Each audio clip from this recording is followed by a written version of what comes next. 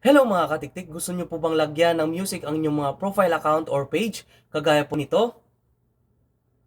So kung gusto nyo pong matutunan po yan or malaman po, ay sundan nyo lang po ito hanggang dulo. Okay, so start na po tayo, no? Okay, kapag nandito na po tayo, i-click lang po natin ito. Ayan, pagkatapos po, i-click po natin itong About. Pagkatapos po, scroll up lang po natin. At i-click po natin itong See Your About Info. Ayan po. So dyan tayo madirect po, no? So ang gawin po natin, scroll up again. Pagkatapos po, hanapin po natin itong music po dyan sa baba. Tapos, click lang po natin ito. Tapos, itong plus. Ayan. Pagkatapos po, dito po, mamimili lang po tayo ng gusto po natin. Or, pwede rin po tayo mag-search po rito ng gusto nating music po. Ayan. Pagkatapos po, pwede naman natin po siya i-play. Ayan po. So, halimbawa, ito po, ang nanggustuhan ko, click ko lang po itong 3 dots. Pagkatapos po, yan, ito po, select po, i-click lang po.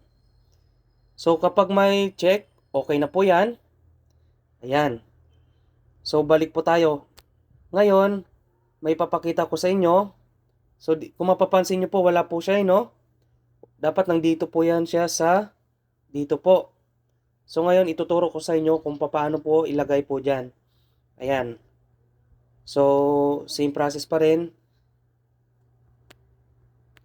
Ayan.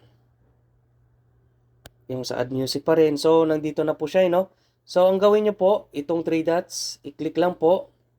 Tapos, dapat pin to page. Ayan.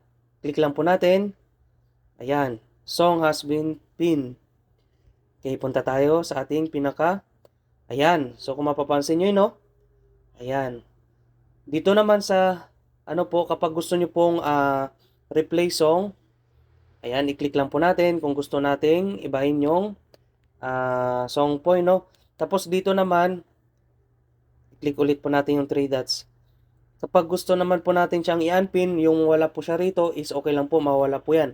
Kapag gusto naman po natin siyang i-delete, song from page, i-delete lang po natin, i-click lang po yon. Ayan. Song has been deleted po. So, ayan lang po mga katiktik, kasimple po. Paano maglagay ng music dito sa page or profile at paano rin po siya burahin. Okay? Ayan lang po mga katiktik. So I hope may natutunan po kayo. Pakishare naman po nito and follow for more.